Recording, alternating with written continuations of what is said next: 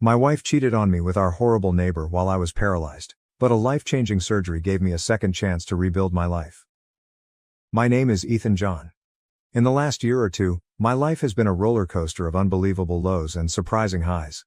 It all began with a terrible accident that left me paralyzed and unable to move or talk. But this was only the beginning of my horror. What followed was a string of betrayals, abuse, and misery that nearly destroyed me. Despite everything, I managed to survive and even thrive. Here's my tale. I was involved in an accident. I was riding my motorcycle on a lovely afternoon when a truck driver, apparently unaware of me, pulled out onto the highway. The collision was terrible. I don't remember much of the impact, just a flash of metal and then darkness. When I awoke in the hospital, I was unable to move. I could not talk. I could scarcely blink. The doctors said I was lucky to be alive. Lucky? That word struck me as a cruel joke at the moment. I was immobilized from the neck down, unable to do more than breathe and blink. I couldn't swallow without trouble. Going to the bathroom? Don't get me started on the humiliation. The only silver lining, if you can call it that, was the multi-million-dollar payout I received from the transportation firm. All of my medical expenditures were paid, and I would receive a monthly stipend to sustain my wife, Laura, and me for the rest of our lives. We were financially secure, thanks to my disability payments and Laura's job as a paralegal. But money could not repair what was broken within me. After 6 months in the hospital, I was finally allowed to return home. I believed things would improve once I was in familiar surroundings, but I was mistaken. That's when my life took a darker turn. How's that? The counselor inquired, staring at me. I'm quite ashamed. I don't think I can even remember what happened in those 6 months, I remarked, a tear running down my cheek. That's okay, she responded in response. Everything you say here will remain confidential. Remember that I'm here to help you heal. I nodded and took a glass of water before proceeding. Let us start with your marriage. Tell me a little about that. I told her about my marriage to Laura, how we met in college and got married after we graduated. I was only 25 years old when my injury occurred, and we had been married for 3 years. I worked as a mechanical engineer, and she was a paralegal at a large law company downtown. We were able to afford a spacious 3-bedroom apartment. Originally, we intended to convert one bedroom into a nursery. We both used the second bedroom as an office, but after my accident, the nursery became my room because it was spacious enough to house all of my medical equipment. Laura did her best to care for me for the first month or two, but it was evident that she wasn't up to the task, particularly with the bathroom. So she sought assistance. Greg and Callie Wallace, our neighbors, offered to help in any way they could. At the time, I considered them pals. Greg, an attorney at Laura's business, frequently drove her to work. Callie was a nurse at a nearby hospital, so she would check in on me from time to time to ensure I was okay. She even helped us get a home health nurse to check on me during the day. Laura was clearly not up to the task after a month, even with all of the assistance. That's when Greg stepped in. The counselor asked, yes. It began innocently enough, but I could see he had feelings for my wife. She frequently broke down crying, and he was always there to soothe her. I could hear them in the front room, making out on our couch. Then he would take her into our former master bedroom and have sex with her. But it didn't end there, did it? The counselor inquired. I shake my head. No, I replied. Afterward, he would come into my room to taunt me, telling me how he felt after screwing my wife. I saw the counselor's expression. Sorry, I apologized. Where was his wife during all of this? The counselor inquired. Was she working? Yes, she often worked strange shifts, and it wasn't unusual for her to be gone all night, working the graveyard shift. I see, the counselor replied. Go on. I took a big breath before proceeding. After about a month, he entered my room as Laura was taking a shower. I was so ashamed that I couldn't finish my statement. Did he abuse you? The counselor inquired. I nodded as I wiped the tears from my face. Yes, I said gently. How often did this happen? The counselor inquired. I'm not sure, maybe a couple of times every week for about 4 months. He even said he was going to invite some of his friends over to have fun with me. Did your wife know this was going on? The counselor inquired. I shrugged my shoulders. I do not know. She was never present when it happened. She'd always come by later and say how great it was to have people like Greg to look after me. I'll never forget the day he hauled in that blasted monitor and installed it on my dresser. He linked it up to a camera and made me watch while he screwed my wife. Laura thought it was great that he brought it in. When did the abuse stop? The counselor inquired. The day Dr. Victor stopped over to see me. I remember that day like it was yesterday. Laura invited Dr. Victor and my attorney into my room, just a few hours after Greg had abused me. Dr. Victor was an older, slightly shorter, balding man with a German accent. I reflected on the visit. "Ethan, there's a Dr. Victor here to see you," Laura remarked as she led him into my room. Dr. Victor approached and introduced himself to me. He also introduced an assistant with a tablet. My lawyer, Jacob Harrison, was also present. "Ethan, I'm Dr. Franklin Victor, and I'm here to discuss a possible treatment for your condition." He looked at Laura before proceeding. "I'll take care of it from here, Missy," he explained. "Please wait in the other room." She exited the room, but I noticed a concerned expression on her face. He returned my gaze, pulled up a chair and sat down, looked me in the eyes before responding. "Now Ethan, allow me to explain. I manage a high-end research facility on Lake Arrowhead. We've been conducting revolutionary research on 3D bone restoration and nerve healing implants. I believe your situation is tailor-made for us. I glanced at your record, and I know how much damage you've sustained," he said. "I believe we can help you regain the most, if not all, of your physical ability. Is this something you might be interested in? Please blink once to confirm and twice to deny." What else could I say about something like this? Of course, I did blink once. "Good," he replied with a smile. "Now, you must understand that this is all experimental, but we have received approval for human testing. Thanks to external grants, it will cost you nothing." That was fantastic news, but I was apprehensive about the experimentation. "I know you're probably concerned about this being experimental," he continued as if he could read my mind. "Don't be concerned about that. Even if the operation fails, you will not be any worse off than you are today. But I feel you are a good candidate, and I'm confident that everything will be all right. In fact, if we're as successful as I expect, you'll be stronger than you were before the accident." That gave me hope, so I listened as he described the operation. Essentially, he said that all of the damaged vertebrae would be replaced with vertebrae composed of a composite material that was stronger than the originals. In addition, the new vertebrae would be created using a 3D printer and data from my own body. In principle, the new bones would be perfect replicas of the old ones, albeit stronger. In addition, he would put tiny electrical implants to assist mend the injured nerves. The operation would take 3 to 4 hours, and the recuperation period could be several days, depending on how quickly I healed. Dr. Victor also stated that he had already evaluated the data from my stay and began the process of manufacturing the new bones. "I hope you don't mind," he remarked. "Initially, we wanted to explore if we could recreate the injured bone using data from your records. We chose to proceed with the surgery after determining that we could. When I was strong enough, he indicated I could start physical therapy, which may last a few weeks." "So is this something you would like to try?" the man inquired. "Blink once for yes or twice for no." Of course, I did blink once. He smiled as he rubbed his hands together. "Very good," he declared. He motioned his helper to join us. "Please let Mr. John read the agreement." The assistant came over and held the tablet as I read the agreement. When I was finished, Dr. Victor asked whether I agreed again, ordering me to blink once to indicate yes. I blinked once. "Very well," he remarked, asking his aide to have me electronically sign using my thumbprint. Once that was completed, Jacob countersigned to confirm that he had witnessed my approval to the operation. "Are you ready to get started?" he inquired. Of course, I did blink once. He smiled. "Let's get going. Greg, we have everything you'll need at our facilities." He directed to his aide to take me out of the apartment and into a huge van waiting in the parking area. Laura stopped us on our way out. "Where are you going?" she inquired. Dr. Victor stared at her before responding, "Your husband has agreed to a procedure that could help him get back on his feet." "Where are you taking him?" she inquired. "How long will he be gone? How much will this cost?" "We are transporting him to my facility on Lake Arrowhead," the doctor stated. "He may be gone for several weeks, depending on how well he responds to the treatment and rehabilitation. His doctor and lawyer are well aware of what is going on and they have given their approval, as has your spouse. Cost is not a concern. Now if you don't mind, let's get started."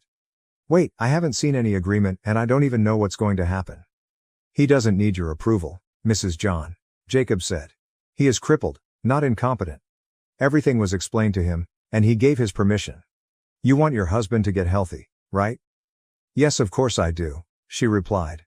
I could sense a hint of shame in her voice. "Can I at least come see him?" "Perhaps after the procedure, when he's up to having visitors, you can come," the doctor suggested. Otherwise, you should probably stay right here for now. We will be in touch. Perhaps now is a good moment to say farewell and wish your husband well. Laura moved in front of me and kissed me on the lips. Get well, honey. Let me know when I can come to see you, okay? Of course, I couldn't say anything, but I felt hot inside. Dr. Victor and his aide rolled me out to the van. Once I was inside, the helper took the wheel and we were on our way. I could see Laura standing in the parking lot, watching us depart. I had no idea what she was thinking, but I felt like I'd just been freed from a hostage situation. A few hours later, we arrived at the facility and I was led into a very lovely room where many nurses began prepping me for the treatment. I hope you don't mind, Ethan, but I thought it best to get started right away. Victor, your doctor remarked. He turned to face the nurses. Once you have him prepared, please bring him to the operating room. Yes, Dr. Victor, one of the nurses replied. Okay, Ethan, I will leave you in the capable hands of your nurses, and I'll see you in the OR, he said before leaving. Soon, they had me undressed, bathed and dressed in a robe that revealed my back. They put me on a stretcher and transported me to the operating room, where 3 extremely large orderlies carefully scooped me up and laid me face down on the table. The anesthesiologist performed his duties and the last thing I heard before leaving was Dr. Victor saying, "Oh my." I had no idea what he was referring to. I awoke still face down, but this time I was in some sort of device that kept me immobilized. I had a tube down my mouth and an IV implanted into my arm. My right arm was fitted with a blood pressure bracelet. Suddenly, the device rotated and I found myself looking up at Dr. Victor. You're awake, he stated. Good. You'll be pleased to hear that the operation went smoothly. We'll have to keep you motionless for a few days to ensure proper healing. After all, we had to do a lot of replacing. You may have tingling or itching in your back. This is normal. That means the implants are performing their function. Both the nurses and I will keep a careful eye on you. Don't be scared. The apparatus you're in will rotate your body periodically. Just try to relax for now, okay? We'll talk in a few days. After that, he checked my vital signs, gave the nurses some instructions and left. Relax, what else was I going to do? He was correct about one thing.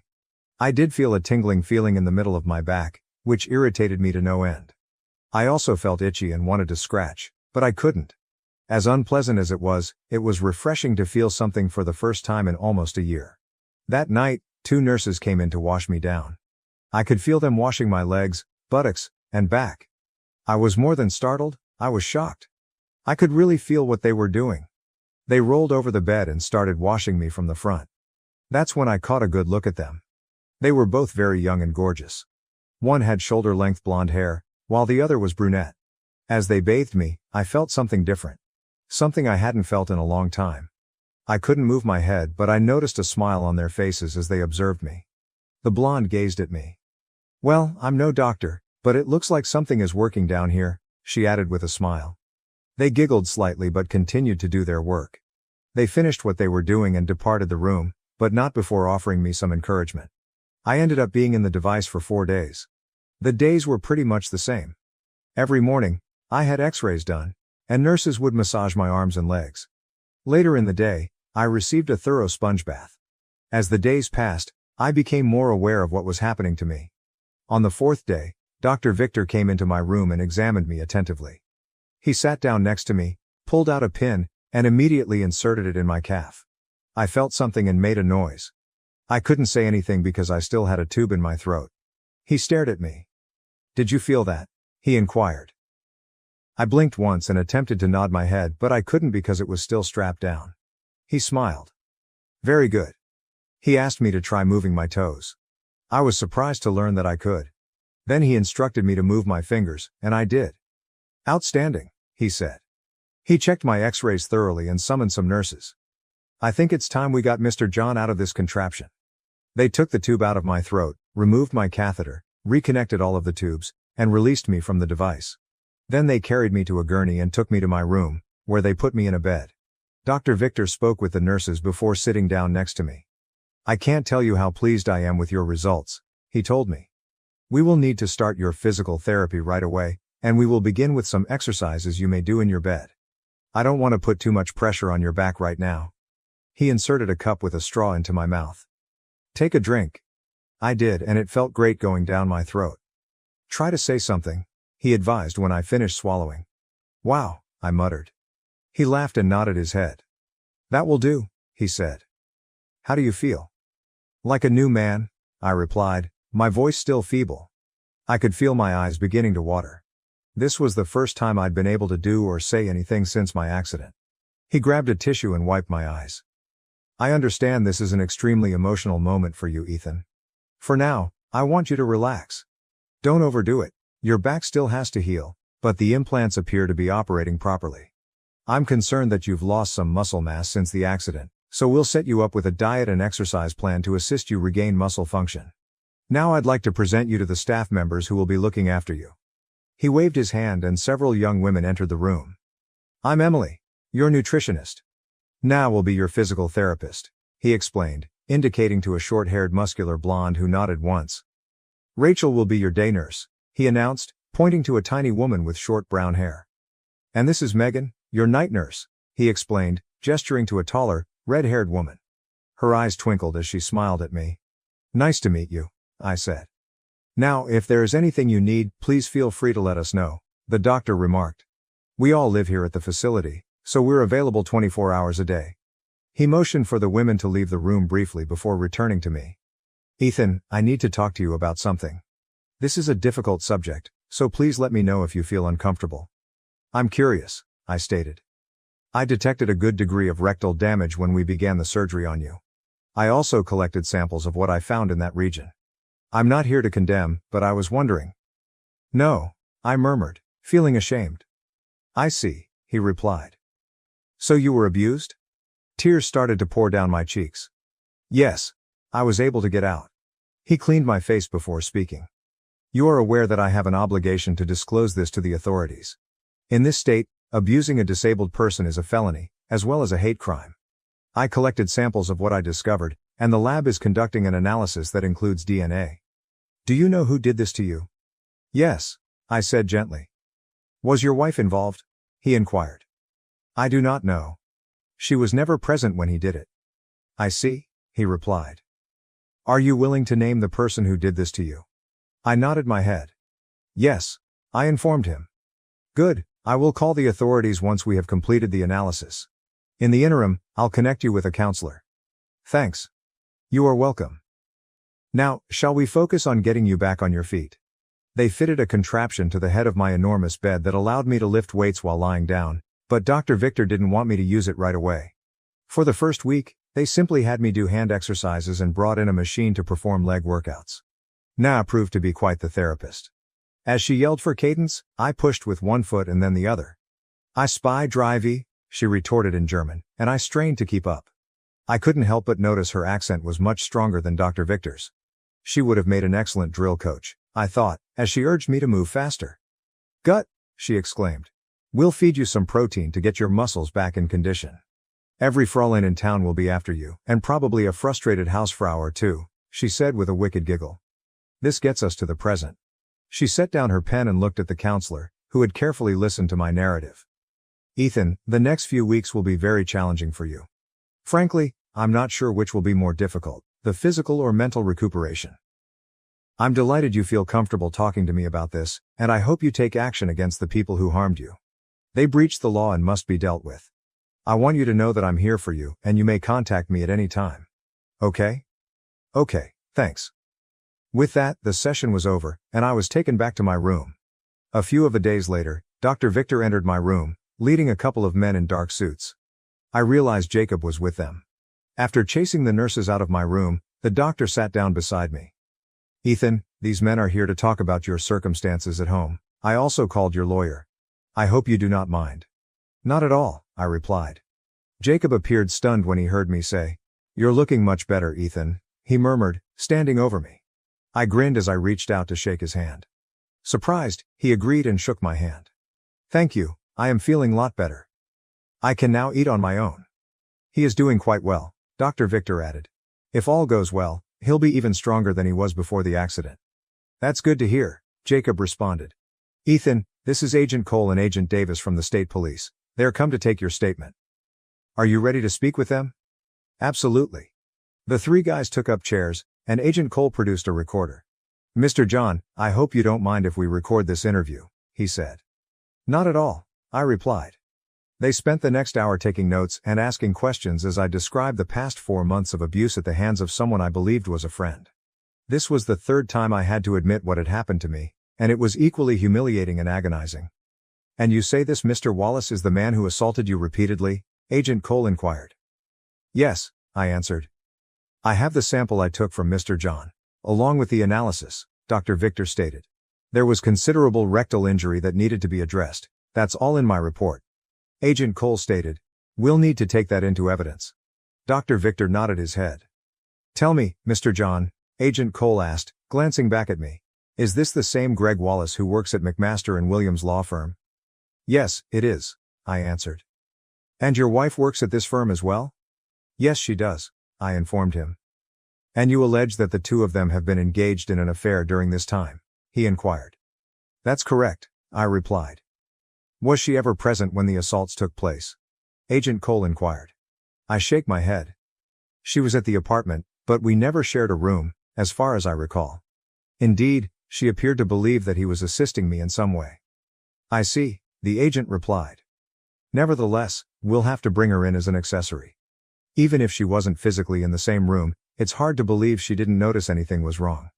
"Ethan, are you certain about all of this?" Jacob inquired, surprised. "I know Greg personally, and I find it hard to believe he would do something like this." "Maybe you don't know him as well as you think," I remarked rhetorically. "You have Dr. Victor's report, and you have the sample." "I can't explain it," Jacob replied. "I take it you're going to want a divorce from your wife." "Absolutely," I said, nodding. "Okay, I'll start the paperwork. I'll contact you before we file. I also want a restraining order," I informed him. "I don't want either of them anywhere near me, and I sure as heck don't want them in my apartment." "As of right now, we'll be treating your apartment as a potential crime scene," Agent Cole informed us. "How much longer is Mr. John going to be here?" he inquired. "Hard to say," the doctor replied. "At least 5 more weeks, possibly longer. It depends on how well he reacts to the treatment and therapy." "Very well," Cole replied. "At least he'll be safe for a while longer." He turned to face his buddy. "Get a search warrant for the John apartment and arrest warrants for Mrs. John and Mr. Wallace." The other agent nodded and left the room. Cole turned around to face me. "Just so you know, Mr. John," Cole explained, "we're going to charge your wife as an accessory. If it comes down to it, are you willing to testify against her in court?" "Yes," I said. "Okay," he replied quietly. Davis had returned and gave a thumbs up. "The warrant will be ready when we get back to the office." Cole nodded and packed his gear, including the sample he received from Dr. Victor. "We'll be in touch, Mr. John," he added. "I hope everything works out for you." "Thank you," I replied. After they went, Jacob approached me. "Ethan, you are making serious charges. Greg might lose everything: his job, his license, and possibly even his wife. Are you very convinced about this?" "I'm 100% confident, Jacob. I honestly do not care if he loses everything. In fact, given what he has done, he deserves to lose everything. I hope you are on my side in this." "Tell me right now if you aren't, and I'll get another lawyer." "I am on your side, Ethan. It's only, I don't know. It's difficult for me to believe. I met his wife and ate in their home. I've never seen anything to indicate he'd do something so dumb." "Well, he did," I explained. "Can I sue him as well?" "I don't see any reason why not," Jacob responded. "We reside in one of the few states where alienation of affection cases are permitted, so I will investigate that as well. However, you should be aware that they rarely travel far. I genuinely apologize for this, Ethan. I had no idea. It is not your fault. I had no means to let anyone know." We exchanged goodbyes, and he went. I felt slightly better knowing that something was going to be done. The next few weeks passed fast. Na had me standing up in no time. At first, she made me walk on a treadmill. Then she made me work with weights. Emily put me on a high protein and fiber diet, and I started to observe my muscle mass returning to normal. Meanwhile, the authorities were preparing a case against Greg and Laura. Jacob believed it was prudent to keep the divorce papers until she was arrested. Agent Cole and Davis returned several times with state prosecutors, seeking more comprehensive information from me about the assaults. They informed me that the analysis confirmed that Dr. Victor had retrieved Greg's DNA from me. Jacob also hired a private investigator to acquire evidence of their adultery. It wasn't tough because the two of them were very open about their romance. Greg's wife, C, appeared to be unaware of their actions, as she worked nights when they messed around and slept during the day when they were at work. After gathering proof and completing the paperwork, Jacob came out to review it with me. He intended to sue for divorce on grounds of adultery, neglect, and cruelty. He had lots of images, videos, and audio evidence to back up his claim. I didn't want to hear or see what they had done, especially because I'd seen and heard enough about them to last a lifetime. He also had papers against Greg and intended to sue the firm they worked for because Laura was technically his subordinate and Greg had plainly broken company policy. Furthermore, he intended to denounce Greg to the state bar organization and had papers prepared accusing him of multiple ethics violations. I couldn't help but notice that Laura never phoned the facility or came out to see how I was doing. Apparently, she and Greg were too busy screwing about to notice me. Oh well, I figured, this too would pass. And it did. After 2 months, the authorities raided the firm and detained them. Jacob's process server was also present, delivering the paperwork to all parties involved. My lawyer even contacted the media, which obtained footage of the 2 cheaters being placed in the back of police cruisers. Shocked by the charges and evidence we had against Greg, the business acted fast and settled with Jacob for the majority of what we requested. They also fired both of them and reported Greg to the state bar. CE learned of the arrest that day when Greg called her from the county prison, telling her he was in jail and needed her to be in court for his arraignment so she could post bail. Agent Colin Davis met with Dr. Victor, and the 3 of them took me to the courthouse for my arraignment. CA noticed me as I was brought in for the hearing and ran up to me. "How is he?" she questioned Dr. Victor. I looked up to her. "Better," I replied, seeing her expression. It had been a year since she last heard me talk. "Haven't you heard? Your husband has abused me on several occasions during the last 4 months. At the same time, he has been banging Laura." "You did not know?" "Oh my God," she exclaimed. "I did not know, Ethan. Please believe me, I had no idea what was happening. I've also filed for divorce from Laura and am suing Greg for alienation of affection. If you like, I may offer you my attorney's name in case you decide to file for divorce." "Damn right. I'm divorcing the son of a," she explained. We entered the courthouse and saw the sheriffs bring Greg and Laura in, both dressed in orange jumpsuits, with their wrists and feet shackled and joined to another chain around their waists. They both looked terrible. The state prosecutor requested that both be remanded without bail, citing Greg's potential flight risk and a restraining order against Laura. He also informed the judge that I was going through medical treatment and had filed for divorce. The prosecutor expressed anxiety that Greg would physically retaliate against me. The judge reviewed the documentation in front of him and agreed, ordering them both imprisoned without bail until the hearing, which he scheduled for the following week. As they took Greg and Laura out, she noticed me seated in the back of the courtroom. Her eyes widened as I raised one hand, middle finger out. C caught up to me after Agent Colin Davis rolled me out of court. She halted them and knelt down to speak with me. "Ethan, I'm really sorry about everything. I honestly didn't know." "That's all right, C," I said. "How long are you going to be gone?" she inquired. I shrugged my shoulders. "I don't know," I replied. "Perhaps a couple more weeks. They actually did a great job. I can even walk around now." "That's great. Please stay in touch and let me know how you're doing," CA said. "I will, C," I said. "We really need to go now, miss," Agent Cole stated. CA nodded and stepped up. "I understand. Take care of yourself, Ethan," she said. "Thanks, C," I replied as Agent Cole wheeled me to the van. When we returned to the facility, I was escorted to the physical therapy room, where Na was waiting for me. "About time you showed up," she remarked. "Time to begin." She pushed me through my paces and even gave me extra workouts to compensate for being late. I was sore when she finished with me, but I felt amazing. Megan stayed after dinner to check my vitals and complete her papers. When she was finished, she approached the bed, made sure I was comfortable, sat down, and looked at me for a few moments.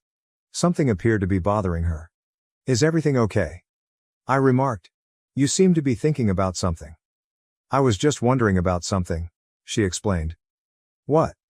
"Do you find me attractive?" she inquired. "Absolutely. I think you're a wonderful girl and an excellent nurse." "Why?" "It's just, you haven't made a pass at me the entire time you've been here. I was wondering if I had done anything to anger you or if you didn't think me attractive." I smiled at her before replying. "I'm actually very attracted to you, I told you. It's simply that, for one thing, I'm still married, and secondly, I'm relearning how to move around. I haven't been able to speak for a year. Besides, how about your other patients?" You're my only patient, she explained quietly. Dr. Victor is very particular about who he assigns to the night shift. I see.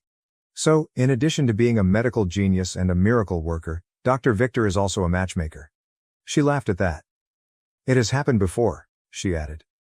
Well, Megan, I tend to have a soft spot for shy, attractive redheads. And I'm getting divorced, so there's that. She grinned broadly and her eyes twinkled. Would it be okay if I kissed you goodnight? She inquired. Definitely, I said.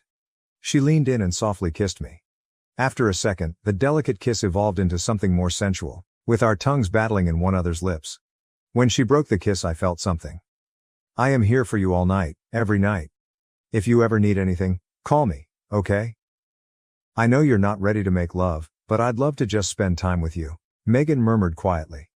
I will, I promise, I replied. She smiled and softly exited the room. I fell asleep thinking about what she said, with images of red-headed angels dancing through my mind all night. The next several days sped by, with Na working me even harder.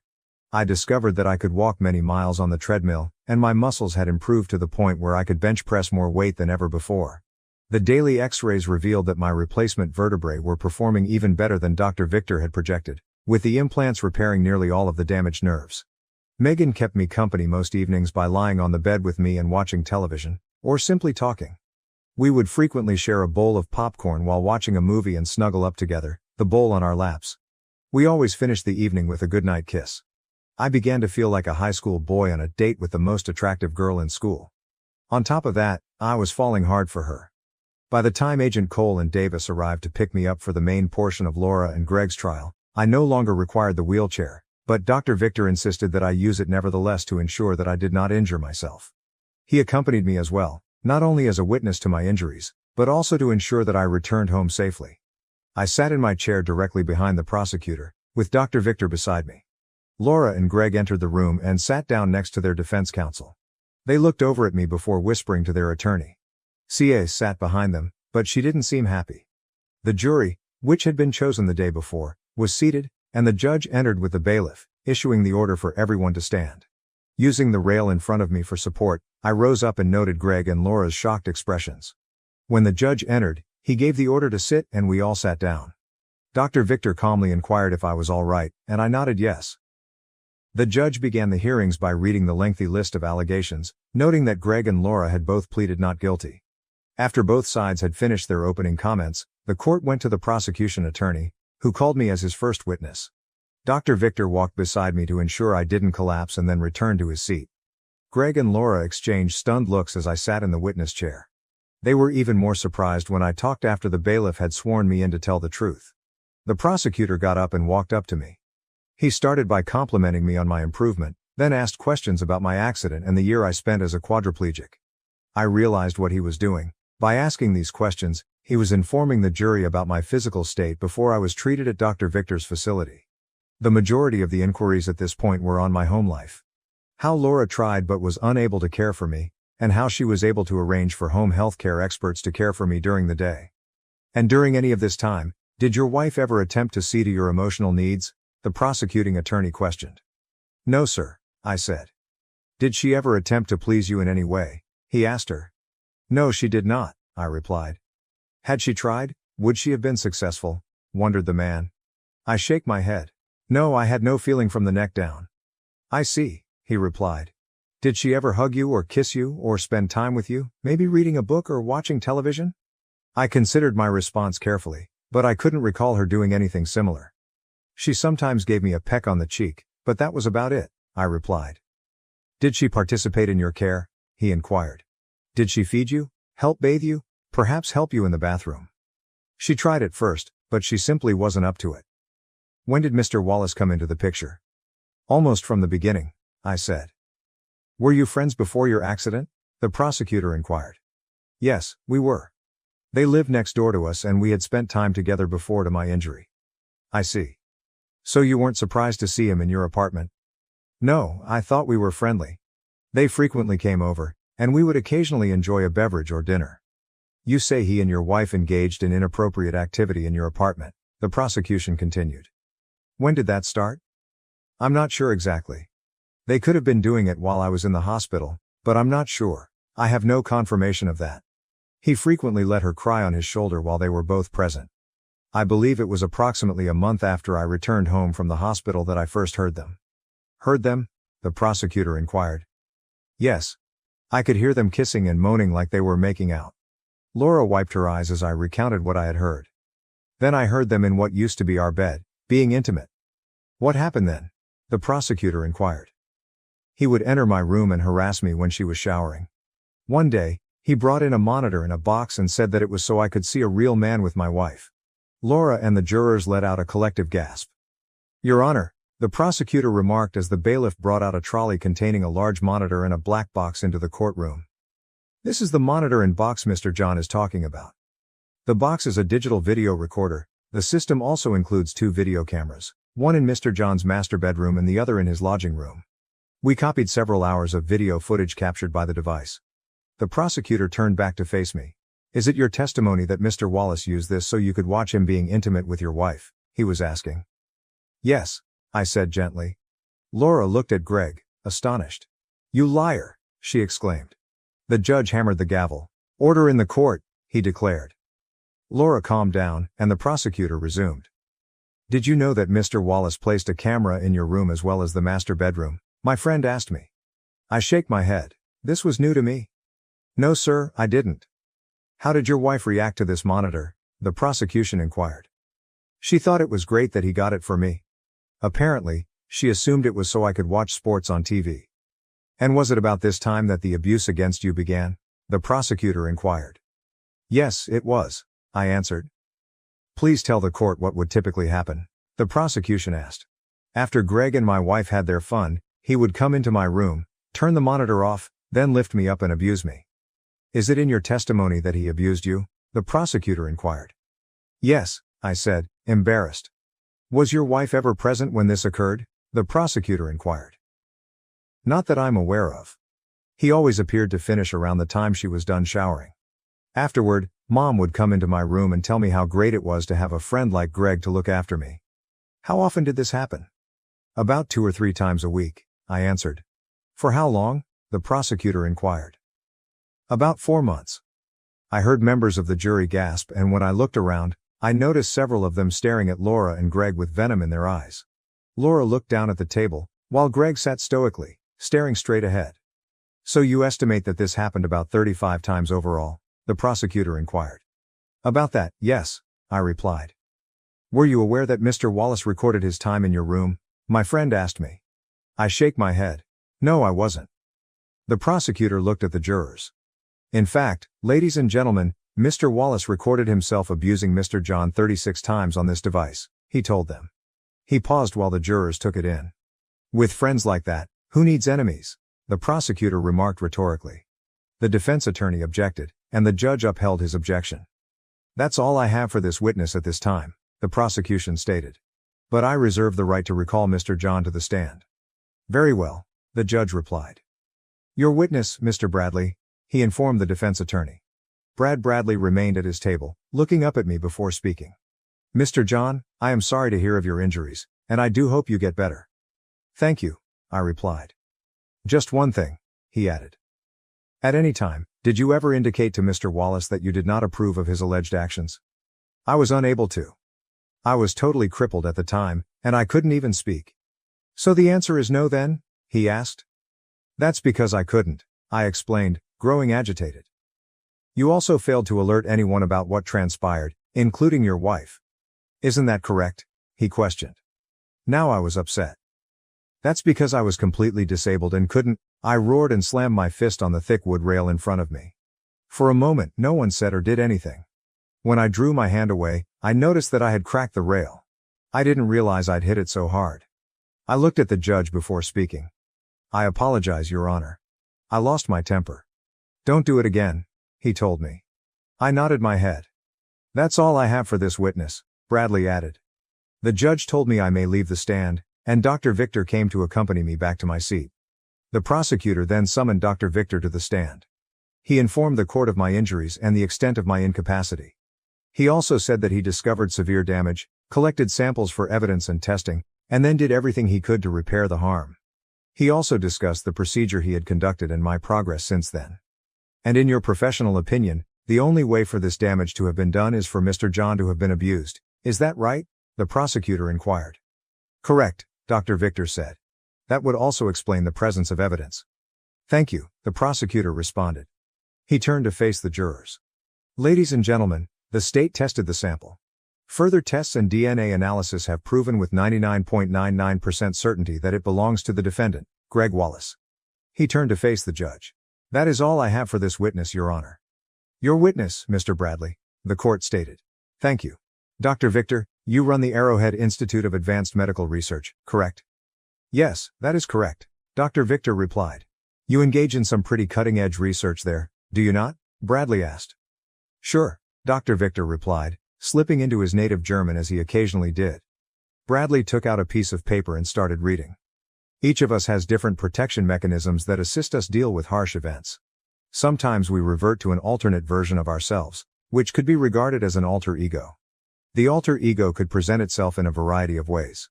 An otherwise calm, unassuming person may suddenly become noisy, arrogant, and domineering, for example. Those who are unfamiliar with that person's behavior will have a very different opinion of him or her, he read before returning his gaze to Dr. Victor. You also talk of an inner beast that is dormant within every one of us. According to your writings, you claim to have discovered a means to unleash the so-called beast to assist with a certain scenario. Is that correct? He questioned. I did write that, and yes, my research has found that to be the case, replied the doctor. Isn't it true that you once worked with Mr. Bill Dalton to help him discover his purported inner beast? Bradley explained that simply saying yes or no would suffice. I worked with Mr. Dalton, yes, Dr. Victor said. The exact nature of my work, however, is a matter of doctor-patient confidentiality. Is it not true that toward the end of his treatment Mr. Dalton's house mysteriously blew up? Bradley asked. The prosecutor quickly protested. Irrelevant, Your Honor. Your Honor, Bradley explained, we all saw Mr. John's reaction. If you'll allow me, I believe there is a connection. I'll allow it for the time being, Mr. Bradley, the judge remarked. But I would appreciate it if you could make your point and move on. I will, Your Honor. Thank you, Bradley replied. He turned back to Dr. Victor. Are you aware of what happened to Mr. Dalton's home? Bradley asked. I remember seeing something about it on the news, Dr. Victor remarked. I also recall the police claiming that Mrs. Dalton and her live-in partner were manufacturing medicines with highly volatile materials. I don't see any relation to this situation. According to police reports, Mrs. Dalton was seen running out of the house screaming about a monster, Bradley recalled. Apparently a result of the drugs she and her lover were manufacturing, remarked Victor's doctor. Your Honor, this is absolutely irrelevant to the case before the court today, as Mr. Bradley is fully aware. I insist that this line of questioning be stopped, the prosecutor stated. I tend to agree. Mr. Bradley, I've been more than fair. Please move on. Very well, Your Honor. I have no further questions for this witness, Bradley stated. The judge dismissed Dr. Victor, and the case continued. The prosecutor summoned state agents, who searched my residence. Both claimed they discovered what looked to be proof of abuse. Then he called home healthcare nurses, who testified that they saw symptoms of physical abuse. They documented it in their records, but the home care facility never followed up, thus the reports fell through the bureaucratic cracks. I have one last piece of evidence, Your Honor, the prosecutor stated. With your permission, I would like to play a portion of video taken of the abuse against Mr. John. Very well, the judge replied. The prosecutor looked at the jurors. Ladies and gentlemen, what I'm about to show you is shocking, he told them. I take no joy in this, but I believe it's necessary that you see for yourselves what Mr. John had to endure for months on end. He switched on the monitor and started playing the footage. The jury frowned as they saw Greg clearly abuse me. The prosecutor paused the video and enlarged the image. Ladies and gentlemen, let there be no doubt in your mind who is committing this heinous act to a man who once thought of him as a friend, he told the audience. After the jurors looked at the image for a few moments, tears streamed down my cheeks from shame. Again, the prosecutor paused the video. He stared at the stunned jurors. I rest my case, he stated with distaste. Mr. Bradley, you may present your case, the judge instructed once the prosecutor sat down. Bradley stood up and summoned Laura to the stand. Mrs. John, he asked, is it true that you had an affair with Mr. Wallace? Yes, it is, she replied calmly. Can you tell us why? He inquired. My husband, Ethan, was injured so badly, and I felt lost and hopeless, she told me. He was there when I needed someone to weep on. Yes, we had an affair, but it was nothing more. Were you aware of what Mr. Wallace did to your husband? Bradley asked. No, I wasn't. If you had known, would you have done anything to stop him? Bradley asked. Yes, I would have. Thank you, Mrs. John. That's it for now. Your witness, Mr. Foster, he remarked while sitting down. The prosecutor stood up and approached the monitor. He selected an image from the video that clearly showed both my face and Laura in the same frame. Mrs. John, he started. You testified that you were unaware your husband was being abused. Is this correct? Yes. Look at his face in that video, the prosecutor added. The hurt and humiliation were clear to everybody who saw it. Do you expect this court to think that you could look at your husband of 3 years in that state and not notice something was wrong? It didn't cross my mind at the time, she told me. Before Mrs. Wallace brought healthcare workers into the home, did you ever once feed or clean your husband? The defense attorney said. I tried, but I wasn't very good at it, she stated. What happens afterward? Did you even try to help? No, she replied gently. And why was that? The prosecutor inquired. I do not know. I felt Greg was helping him, and I had no idea what to do. The truth is, you basically abandoned him, didn't you? Bradley responded to the prosecutor's query with an objection. I withdraw the question, Foster promptly said. You said your affair with Mr. Wallace was purely physical, correct? That's right, she replied. And you claimed in your testimony that you still love your husband, right? Yes, she answered. Foster returned to his table, pulling out an audio recorder and a document from his briefcase. He walked back to the bench. Your Honor, this is a written report done by Samuel Jenkins, a private investigator hired by Mr. John's attorney, he stated, presenting the paper to the judge. A copy of this report and the audio were provided to Mr. Bradley, as evidenced by the accompanying affidavit. The report refers to an audio recording of a conversation between the defendants while out on a dinner date shortly after Mr. John was admitted to Arrowhead. With your permission, I'd like to play the audio for the jury. Very well, the judge replied. Foster activated the recording button, and Laura and Greg's chat could be heard in court. So have you given any thought to what we discussed? Greg's voice is heard on the recording. I have, and I admit I'm intrigued, Laura replied. Well, what do you think? I must admit, the last few months with you have been fantastic, she remarked in the recording. Much better than my life with Ethan has ever been. Are you sure we can pull this off? Of course, Greg replied. I'm a lawyer, you know. I can have a judge do whatever I want. It would be easy to declare Ethan a state ward. He can't care for himself, and you're clearly not trained to do so. Frankly, I can't stomach the idea of it, she told me. I mean, feeding him like a baby, wiping his drool, changing his diaper and cleaning his buttocks, yuck. It makes me nauseous just to think about it. I need a man, a whole man, a genuine man like you. You and I both know this Victor guy won't be able to do anything for him, Greg told him. Every doctor stated he'd be an invalid for the rest of his life.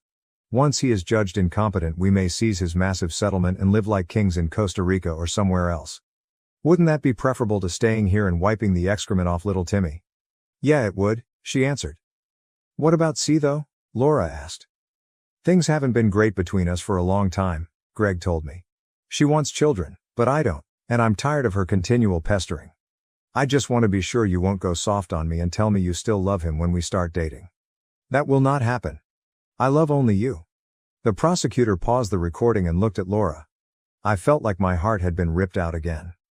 So you and your lover intended to declare your spouse incompetent so that you could take his settlement money and go to Costa Rica? So were you telling the truth to your sweetheart or in court? Which is it, Mrs. John? Please tell me now so that I can decide whether or not to prosecute you with perjury. Tears streamed down her cheeks as she was forced to openly confront her own deception. I don't know, she exclaimed. I still loved him, but I loved Greg too. She looked over at me. Please, Ethan, forgive me. I shook my head, turning away from her. Foster glanced at her with disgust. I'm done with this witness, he stated before walking away. The court excused her, and Bradley summoned Greg to the stand. So Mr. Wallace, Bradley said when Greg was sworn in, we've seen video of you and Mr. John. There is no denying what we all witnessed. I only have one question. Did Mr. John ever tell you that he didn't approve of your actions? Not once, Greg answered with a snarl. Thank you, Bradley replied, turning away. Your witness, he informed Foster, who was already on his feet. Mr. Wallace, he said, You graduated from Harvard Law School, did you not? Yes, I did, Greg announced happily. And you graduated near the top of your class, didn't you? I did. In fact, you're highly regarded as a top litigator in your firm, Foster told me. Bradley objected. Relevance, Your Honor? Your Honor, I intend to show that Mr. Wallace not only knows the law, but he knew that Mr. John could not possibly have given consent, Foster told you. Go ahead, Mr. Foster, the judge instructed. Thank you. He turned back to Greg. You knew that Mr. John was disabled, didn't you? Greg sighed and said nothing. Didn't you? Foster bellowed. Yes, I knew, Greg said. And you knew that the law in this state says persons with Mr. John's disabilities are incapable of giving consent, didn't you? Foster inquired. Yes, I guess so, Greg said. Foster glanced at him with hatred for a few moments before shaking his head. I'm finished with this witness, Foster replied, walking away. Any more witnesses, Mr. Bradley? The court inquired. Bradley shakes his head. No, Your Honor, I rest my case. Very well, we'll take 15 minutes and reconvene to hear closing arguments. The judge pounded his gavel and everyone exited the courtroom. Dr. Victor gave me a cup of water. How are you holding up? He inquired as I sipped my water. I'll be okay, I assured him. He patted my shoulder. Good. Foster looked to check how I was doing. I'm sorry you had to relive all of that, he said. I believe we have made an impression on the jurors. We will see. This is nearly over, Ethan. Remain patient. Thanks, I replied. Soon, the break was finished, and everyone returned to the courtroom. Greg, Laura, and Mr. Bradley appeared less assured than they had earlier in the day. CA looked angry enough to spit nails. This was the first time she'd heard much about it. When the judge returned, the bailiff directed everyone to stand. All right, Mr. Bradley, present your closing statement, the court said. Bradley stood forward to face the jury. Ladies and gentlemen of the jury, this is a difficult case for all of us. And contrary to popular belief, we hope Mr. John recovers. We have stipulated that the alleged abuse occurred with Mr. John. We're not debating that point, but this is a case about consent, or lack thereof. Mr. John confessed under oath that he never told my client that he did not provide approval.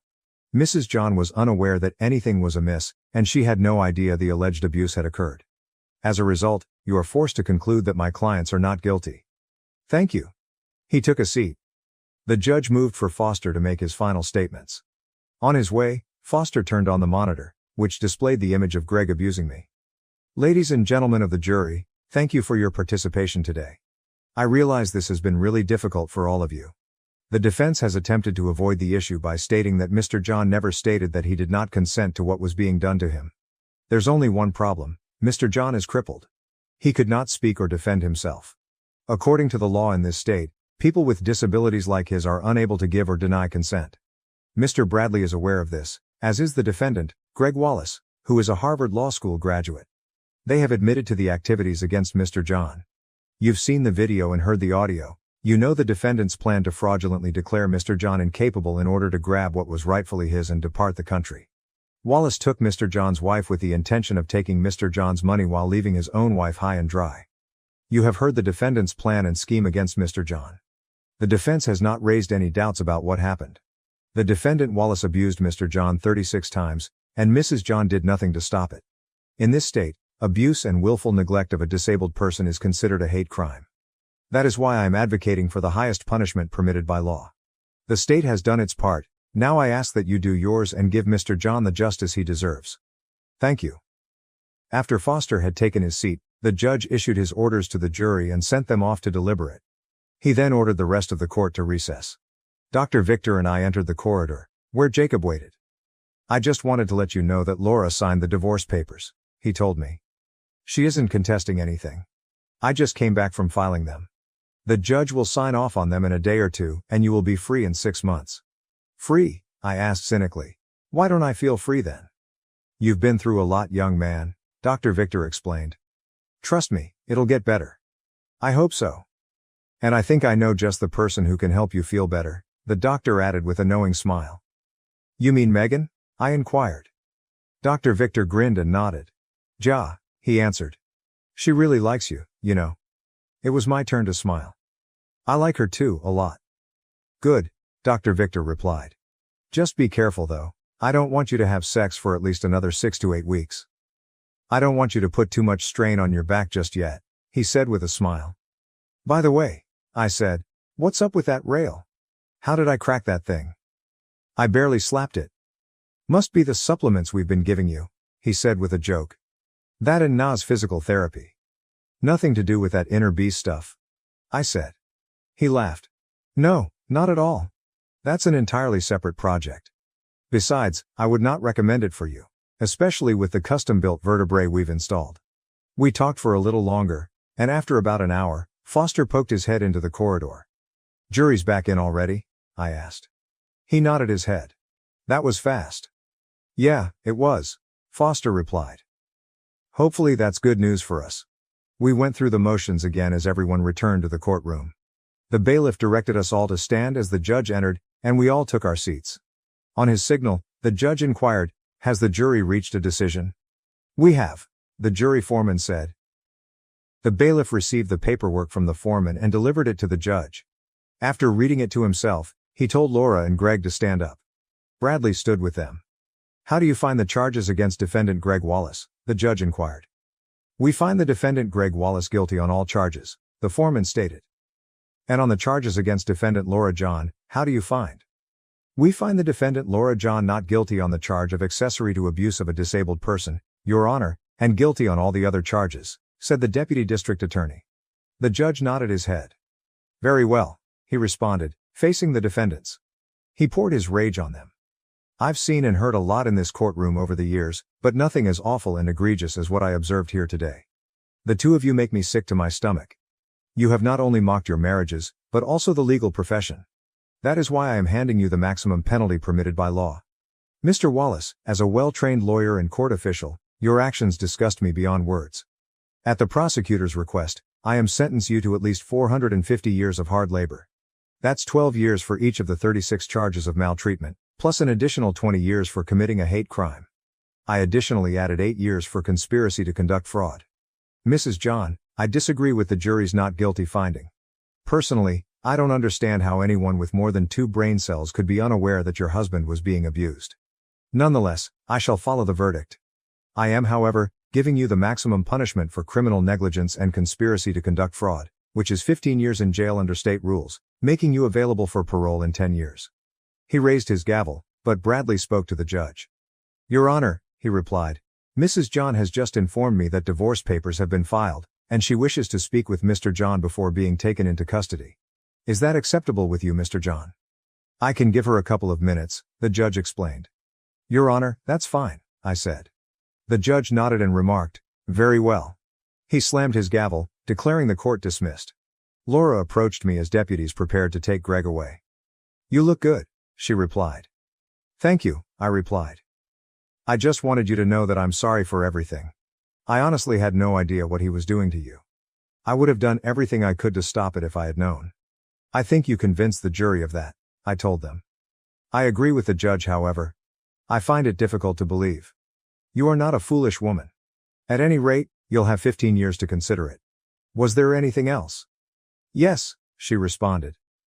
I wanted you to know I signed the divorce papers and I'm not going to fight you over it. That's what I heard, I informed her. Don't you want to know why it happened? She inquired. I shook my head. I really don't care, I told her. I'm sure it was all for greed and lust. You cheated me, plain and simple. The why really doesn't matter anymore. Do you think you could ever forgive me? She asked. Why is it all you cheating losers think you can come crawling and begging for forgiveness? I asked. You certainly didn't care about me when I needed you the most. To answer your question, no. I do not intend to ever forgive you. Instead, I'll do my best to forget you exist. Was there anything else? I know you won't believe me, but I do love you, she replied. I just wanted to tell you that before they take me to jail. You're correct, I don't believe you, but thank you for saying so. I suppose you should get moving. Those deputies don't seem happy over there. Okay. Goodbye, Ethan, she replied. She walked away with tears in her eyes. At that moment, I had absolutely no feelings for her. As I stood up, she approached me. How are you doing, Ethan? You look better now than you have in a long time. Thanks. I'm doing a lot better now, thanks to Dr. Victor. I just wanted to apologize for what my loser soon-to-be ex-husband did to you. I appreciate that, I told her. Did you get in touch with Jacob? Yes, I did. Greg's father insisted on a prenuptial agreement when we married, and it includes a very strict infidelity clause, so Jacob will have a field day with it. I'm glad to hear it, I said. If there's anything I can do to help, let me know. Thanks. I might need to borrow several copies of those videos from you. No problem, I responded. Whatever you need. I'll be gone a little longer, but I'm sure Jacob can make do with what he already has. One last thing, she added. I still have the key you gave me right after the accident. I'll clean up your apartment and remove Laura's belongings if you like. That would be a big help, see. Thanks. Not a problem. Good luck, and I'll see you soon, she said, kissing me on the cheek. We watched as she departed. I couldn't believe Greg was so dumb to cheat on such a nice woman. Are you finished flirting with all the women? Dr. Victor inquired. I'd like to get back to work if you don't mind.